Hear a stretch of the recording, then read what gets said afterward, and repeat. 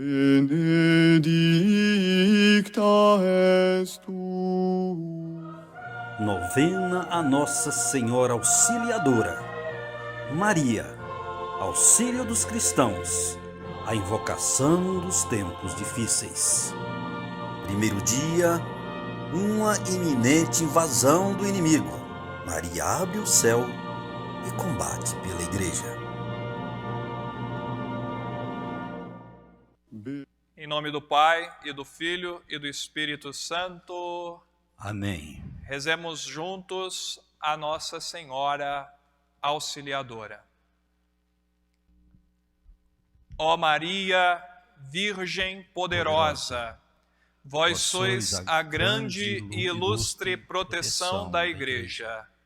Vós sois o maravilhoso auxílio dos cristãos. Vós sois terrível como um exército em ordem de batalha. Vós somente haveis destruído as heresias em todo o mundo. Vós, nas angústias, nas lutas e dificuldades da vida, vós, nos perigos, defendei-nos do inimigo. E na hora da morte, acolhe nossa alma no paraíso. Amém. Amém. Novena a Nossa Senhora Auxiliadora, a invocação para os tempos difíceis.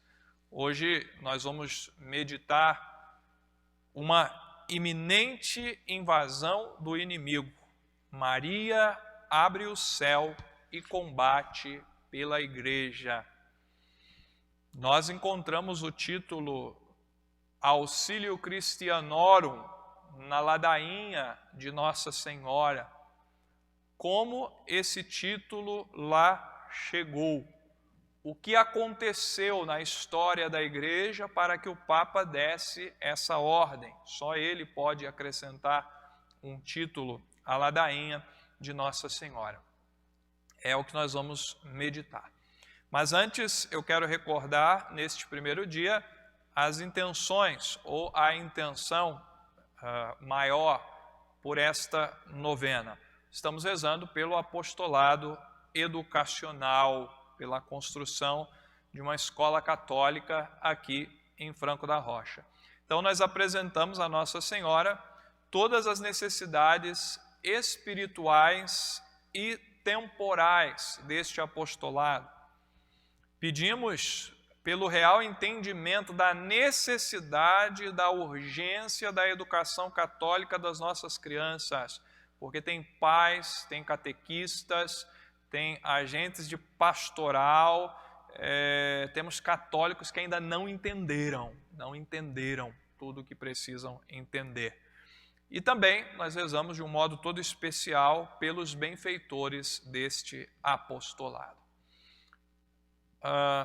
Certamente a primeira pergunta que se faz é por que um título tão difundido por São João Bosco e pelos salesianos, estamos nós nos dirigindo a ele, nós padres ressurreicionistas. Primeiro, se trata da única e santa Mãe de Deus e nossa, a Virgem Maria Santíssima, mas também porque o nosso carisma ele é voltado para a educação. Nosso apostolado ele tem um aspecto todo educacional ao lado do trabalho que é realizado nas paróquias. Nosso fundador, Deodato Jansky, viu desde cedo no trabalho, na vida paroquial e depois em tudo que é educação, instrumentos propícios e oportunos para a formação do homem novo, que consequentemente será a formação da sociedade nova. Não haverá sociedade nova sem homens novos. Pois bem,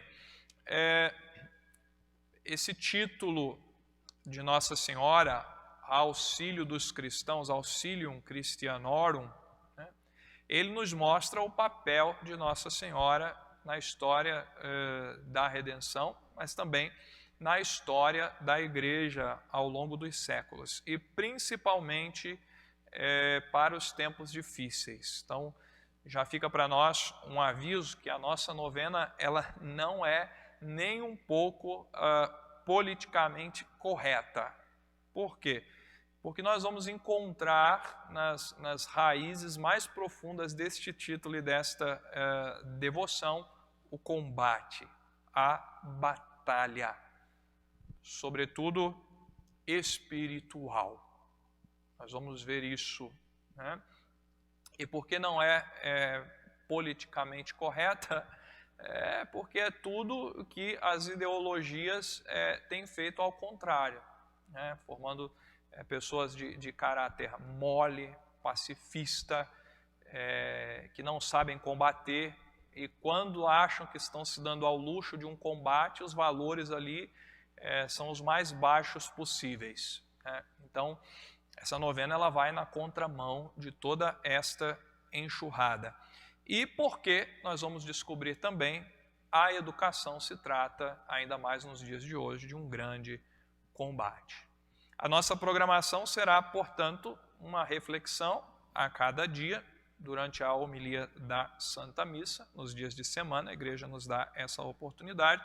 No final de cada missa, nós vamos dar, no final da novena, a bênção de Maria Auxiliadora, a bênção que São João Bosco costumava dar, e vamos a cada noite rezar o terço em família. Pensando alguns pontos que vão nos lançar na história de hoje, deste primeiro dia da novena, das leituras que escutávamos agora há pouco, nós víamos a decisão do Concílio de Jerusalém, na primeira leitura dos Atos dos Apóstolos, na altura do capítulo 15. Ali, o santo batismo suplanta a circuncisão. A circuncisão era uma disposição do Antigo Testamento.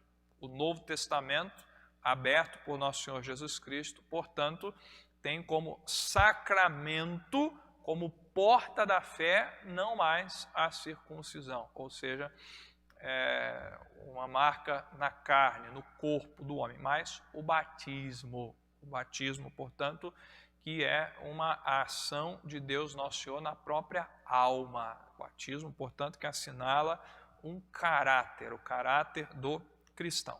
O que isso nos diz, meus irmãos? E nós vemos muito estampado nas palavras dos apóstolos, decidimos nós e o Espírito Santo. O batismo, portanto, é o sacramento da nova aliança, é a porta para os demais sacramentos. Isso nos diz, portanto, que o cristão é um homem do sobrenatural, isso é, do mundo de Deus.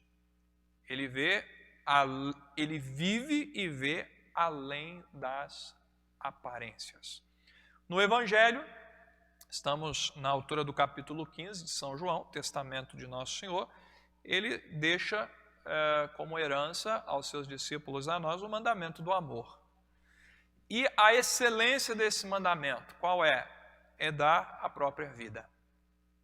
Por exemplo, a mãe católica. A mãe católica, ela dá a sua vida, mesmo ali sem o derramamento de sangue, mas ela dá a sua vida. A partir do momento que ela gera, que ela educa, que ela reza pelos filhos, que ela luta pelos filhos, ela está consumindo a sua vida. Mas esse dar a vida, nós sabemos que Nosso Senhor estava falando, inclusive, num sentido bastante literal, o que ele realizaria assim, de um modo excelente na cruz do Calvário, ou seja, entregando-se à morte, no caso dos seus discípulos, entregando a vida, a morte, se preciso for, por algo maior e mais nobre. No caso dos mártires, pela fé. E no caso daqueles que combatem pela fé em defesa da própria fé. Assim, nós entramos na história de hoje, que nos leva ao modo como esse título, Maria, Auxílio dos Cristãos, Auxilium Christianorum, foi inserido na ladainha de Nossa Senhora. Maria abre o céu e combate pela igreja. Ora, nós precisamos voltar no conturbado século XVI para a igreja e para a Europa. Tinha estourado internamente a Revolução Protestante e externamente a ameaça de invasão turca. Depois nós vamos ver, inclusive, que os protestantes, alguns príncipes adeptos ao protestantismo, farão alianças com os turcos, né, contra a Igreja Católica. Naquele século, Deus Nosso Senhor manda muitos santos à Igreja. E no ano de 1566 foi eleito o Papa São Pio V, que assumiu como bandeira do seu pontificado combater ambas ameaças à paz da Igreja e da Europa, tanto a Revolução Protestante quanto a invasão turca. Sabendo das dificuldades internas da Europa e dos seus príncipes, e também de uma ameaça de fome por toda a Península Itálica, onde hoje é a Itália. Tinha havido naquele ano uma colheita má, então estava a Itália, de um modo particular, sendo ameaçada de uma dura fome.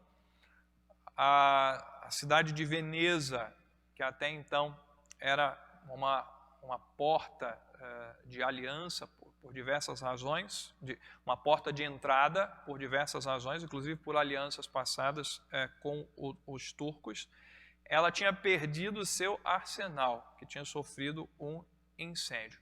Então, no ano de 1569, Selim II, que era sultão dos turcos otomanos, muçulmanos, portanto, ele aproveita daquela ocasião de agitação interna e de fraqueza, o que ele julgava ser uma fraqueza, e de fato era, mais humanamente falando, então empreender uma invasão. São Pio V, ele vai intervir naquela ameaça e ele vai convocar de um modo muito forte os príncipes católicos que se unissem contra tal ameaça de invasão turca. E o que acontece ainda? Durante as negociações, que o Papa estava tendo uma série de dificuldades, uma peste, uma epidemia se alastra, né, entre a esquadra veneziana, né, e dizima ali aquela esquadra, enfraquece ainda mais o exército de Veneza, a esquadra de Veneza. Naquela ocasião, os turcos acabam ainda conquistando a ilha de Chipre. Era um passo, portanto, para entrar em Veneza, na Itália, e dali por toda a Europa.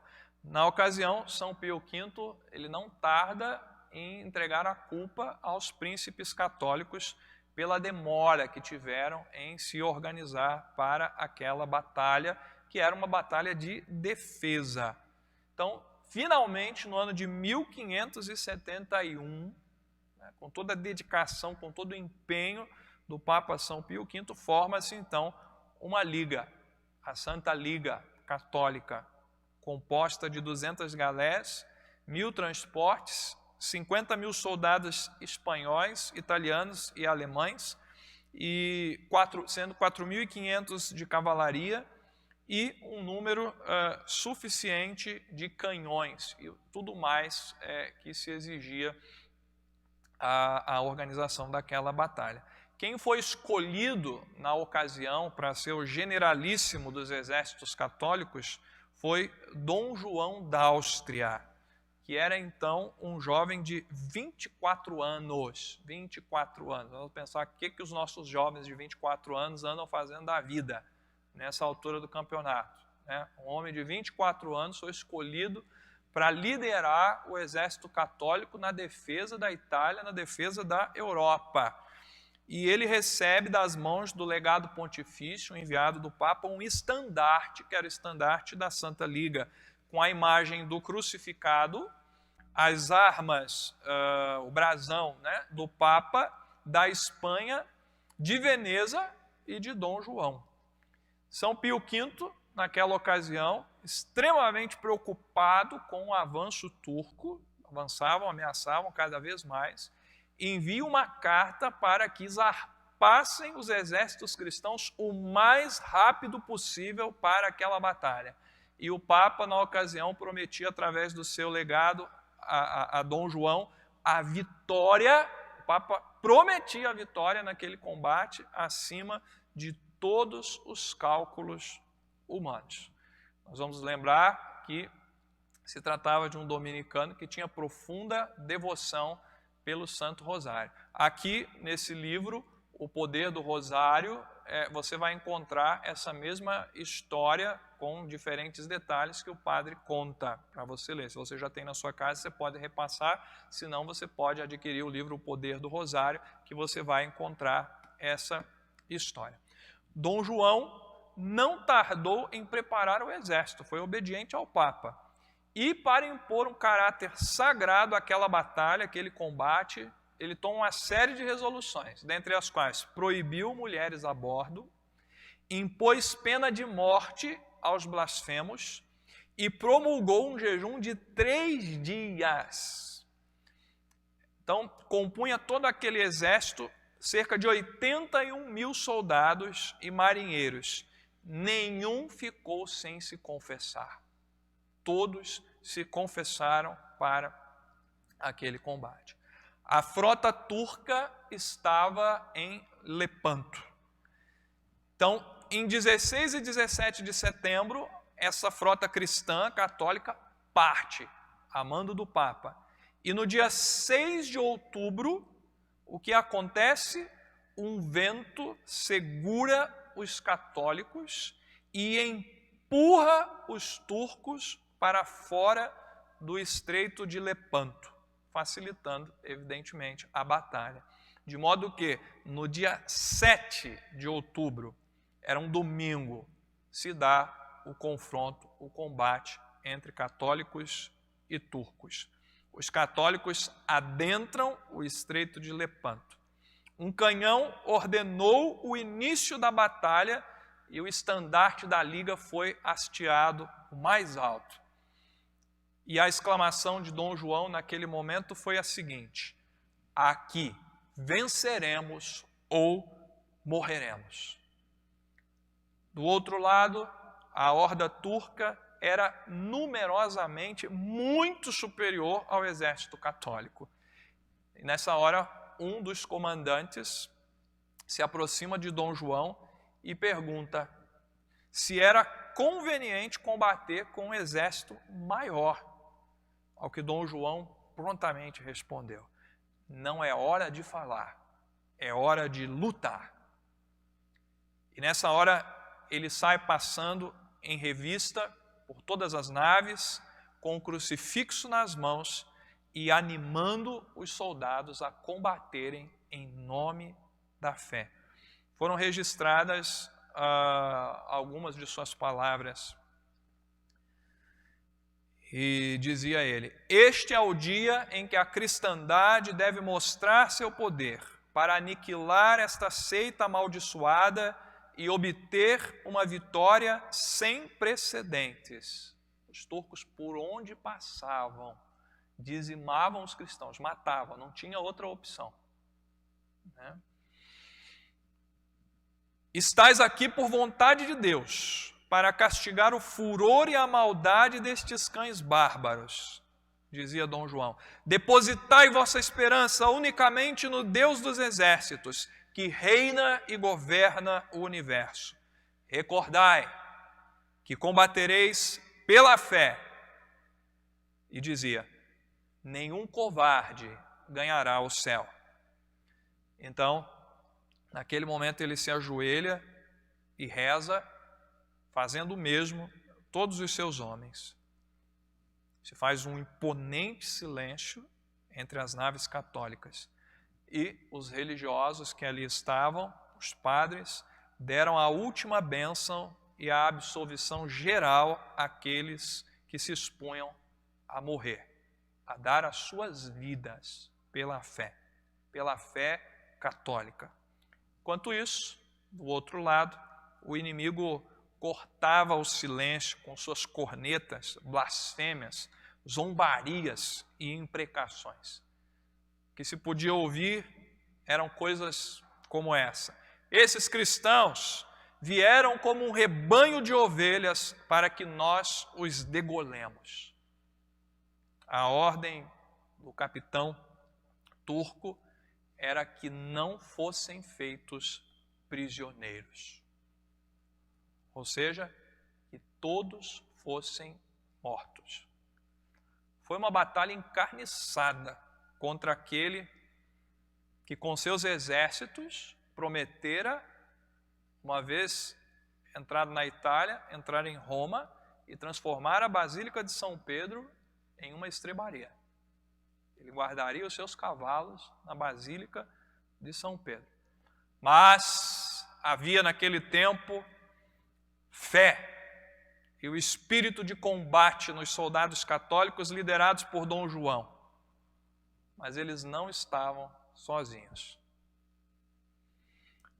Naquele mesmo dia, 7 de outubro de 1571, as perdas dos infiéis eram enormes. 30.000 mortos, 10.000 prisioneiros, 120 galeras capturadas e 50 afundadas ou incendiadas, tomadas numerosas bandeiras e grande parte da artilharia.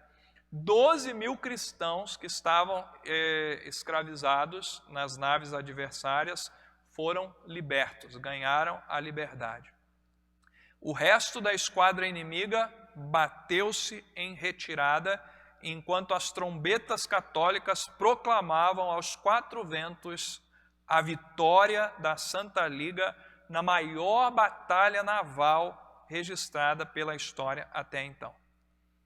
Em Roma, o Papa jejuava e rezava pela vitória dos católicos e exortava a todos que permaneciam na cidade eterna a fazerem o mesmo e que confiassem no rosário de Nossa Senhora.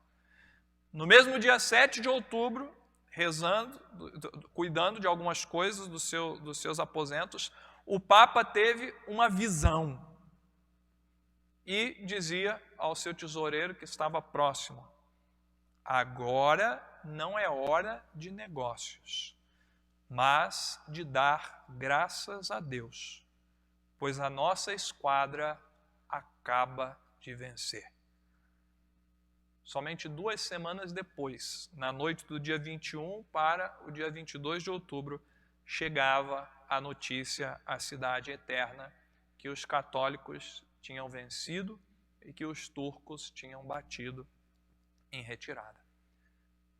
São Pio V consagra o dia 7 de outubro a Nossa Senhora das Vitórias e manda inserir na ladainha lauretana, a ladainha do Santuário de Loreto, essa que nós rezamos, a Nossa Senhora, o título Auxilium Christianorum, ou seja, auxílio dos cristãos. O Senado de Veneza, em agradecimento, fez pintar um quadro da batalha com a inscrição: nem tropas, nem armas, nem os comandantes, mas a Virgem Maria do Rosário foi quem nos deu a vitória. Naquele momento começava o declínio do poder naval dos otomanos, ali, em Lepanto. E ouçam, soube-se mais tarde, pelo lado adversário, que no calor da batalha, os soldados de Maomé viram sobre os principais mastros da esquadra católica uma senhora que os aterrorizava com seu aspecto majestoso e ameaçador. Aquela mulher impunha um medo, um terror muito grande nos inimigos dos católicos. São Pio V entendeu e desde então nos ensinou a invocá-la com este título: Nossa Senhora, Auxiliadora dos cristãos, rogai por nós. Louvado seja nosso Senhor Jesus Cristo e sua mãe Maria Santíssima. Amém. A nossa proteção está no nome do Senhor, Que fez o céu e a terra. Ave Maria, cheia de graça, o Senhor é convosco, bendita sois vós entre as mulheres e bendito é o fruto do vosso ventre, Jesus. Santa Maria, Mãe de Deus, rogai por nós, pecadores, agora e na hora de nossa morte. Amém. A vossa proteção recorremos, Santa Mãe de Deus. Não desprezeis as súplicas que em nossas necessidades vos dirigimos, mas livra-nos sempre de todos os perigos. Ó Virgem gloriosa e bendita. Maria Auxilium Christianorum, ora pro nobis. Maria Auxilium Christianorum, ora pro nobis. Maria Auxilium Christianorum, ora pro nobis. Senhor, escutai a minha oração. E pela Mãe de Deus, chegue até vós o meu clamor. O Senhor esteja convosco. Ele está no meio de nós. Inclinai-vos para a bênção de Maria Auxiliadora. Oremos. Ó Deus onipotente e eterno, que por obra do Espírito Santo preparastes o corpo e a alma da gloriosa Virgem e Mãe Maria, para que fosse uma digna habitação para o vosso Filho. Concede a nós, que nos alegramos pela sua memória, de sermos libertos por sua intercessão dos males presentes e da morte eterna. Por Cristo nosso Senhor. Amém. A bênção de Deus Todo-Poderoso, Pai, Filho e Espírito Santo, desça sobre vós e permaneça para sempre. Amém. Ide em paz, e o Senhor vos acompanhe. Graças a Deus.